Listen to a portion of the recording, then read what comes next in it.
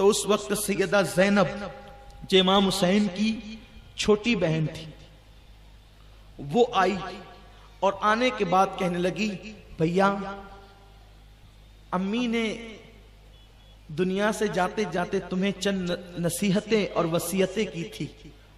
इमाम हुसैन ने फरमाया हाँ। तो अर्ज किया, उसमें से एक वसीयत ये भी थी कि कभी मेरी ज़ैनब का दिल ना दुखाना और ज़ैनब जो कहे उसको मान लेना। हुसैन, आज मैं तुझसे कुछ मांगने आई हूं। एक बहन है, तसव्वुर करें, एक बहन है और भाई इस पोजीशन में है कि वो सब लुटा चुका है, कुछ नहीं है भाई के पास, बज़ाहिर घर भी नहीं है, घर से बेघर है, मदीने की फूलों की सैर छोड़कर करबला की रेत पर है, तपती हुई रेत पर। और एक बहन भाई के पास आकर कहती है, तेरी बहन आज तुझसे कुछ मांगना चाहती है। लेकिन भाई ने बहन का इतना ख्याल किया कि बज़ाहिर कुछ ना होते हुए भी कहा, ज़ैनब जो मांगोगी देंगे, आज मांगो, क्या मांगती हो। सखी के लाल थे। बहन ने कहा कि कुछ मांगना चाहती हूं, तो भाई ने कहा देंगे। उतने में बहन पीछे मुड़ी और इशारा किया, बेटो बाहर निकल आओ। तो क्या देखा कि दो नन्हे नन्हे बच्चे जिनका नाम औन और मोहम्मद था, ये सैयदा ज़ैनब के बेटे थे और उम्र इनकी 5-6 साल की थी। अपने कद से ऊंची तलवार उठाकर ये आए। मौला हुसैन ने देखा, आंखें फटी के फटी रह गई, ये क्या है। ज़ैनब ने कहा, अभी तो कहा था जो मांगेंगे देंगे। तो बस आज तेरी बहन इन दोनों बच्चों की शहादत की भीख मांगती है। हुसैन, मेरी मां ने मुझसे कहा था, ज़ैनब मैं उस वक्त तो बहुत छोटी थी, सिन्ने बुलूग को भी न पहुंची थी। मां ने कहा था, ज़ैनब जब मेरा बेटा करबला के मैदान में होगा तो तू उसको अकेला न छोड़ना, क्योंकि अली भी नहीं होंगे, हसन भी नहीं होंगे, तेरे नाना भी नहीं होंगे, मैं भी नहीं होंगी, तो मेरी बेटी तू रहेगी। तू मेरे बच्चे की, मेरे बेटे की हिफाजत के लिए रहना और उसकी हिम्मत बंधाना और उस पर जो कुर्बान कर सकती है करना। भैया आज मेरे पास जवान औलाद नहीं, छोटे छोटे बच्चे हैं, नाना के दीन के लिए मैं तेरे सर से इनको उतारती हूं। आज ज़ैनब के पास भाई का सदका देने के लिए कोई पैसे नहीं, तो बहन ने अपने भाई की नजर और सदका उतारने के लिए अपने बच्चों का इंतखाब कर लिया है। हुसैन, मुझे मलका फिरदौस से बरी फातिमतुज़ ज़हरा के सामने रुस्वा न करना। अगर क़यामत के दिन फातिमतुज़ ज़हरा ने कहा, ज़ैनब क्या मेरे बेटे से ज्यादा तेरी औलाद कीमती थी, तो मैं क़यामत में फातिमा को जवाब क्या दूंगी। इसलिए रोकना नहीं भैया। इमाम हुसैन चुप हो गए। अब ज़ैनब ने तलवार अपने हाथ में ली। जरा तवज्जो करें, नबी के खानदान की कुर्बानी। ज़ैनब ने तलवार अपने हाथ में ली और वो इतनी बड़ी तलवार जो 5 और 6 साल के बच्चे की कद से बड़ी थी, और तलवार लेकर के माँ अपने बेटों को कहती, बेटो यूं तलवार चलाते हैं दुश्मन पे, यूं मारते हैं, वहां जाकर ऐसे हमला करना, ऐसे हमला करना। क्योंकि 5-6 साल के बच्चों को जिहाद की ट्रेनिंग का मौका ही नहीं मिला था।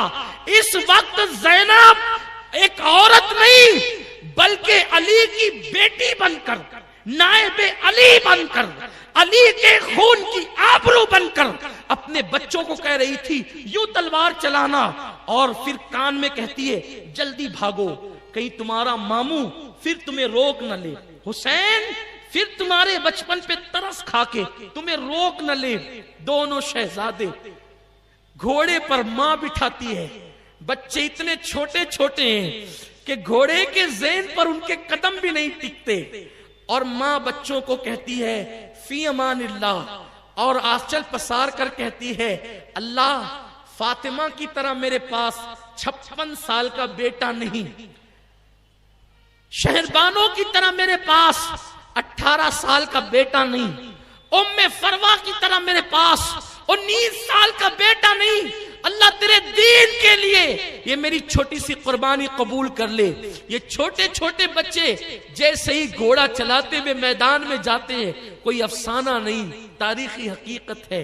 इमाम ज़ैनुल आबिदीन का बयान है, ज़ैनब की बयानी है, जो आज मैं अपनी जबान से आपको सुना रहा हूं। ये नन्हे बच्चे करबला में जाते हैं, एक आवाज आती है, हुसैन तेरे पास जवान खत्म हो गए जो तू बच्चों को भेज रहा है। मौला हुसैन ने ज़ैनब की तरफ देखा, ज़ैनब की तरफ देखा। ज़ैनब ने कहा, हुसैन जवाब दे, जवान तो बाकी है, लेकिन बहन के इसरार के आगे भाई मजबूर हो गया है।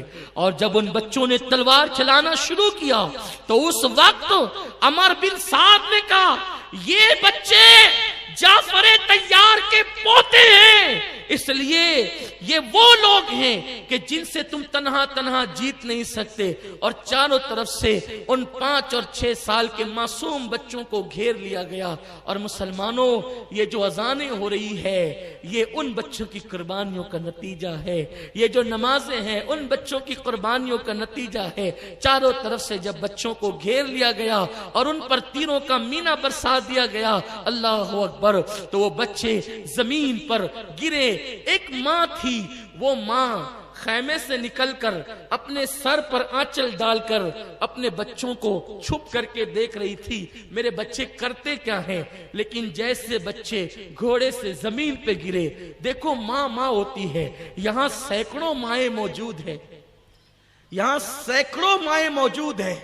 माँ का कलेजा कितना भी मजबूत हो, लेकिन माँ माँ होती।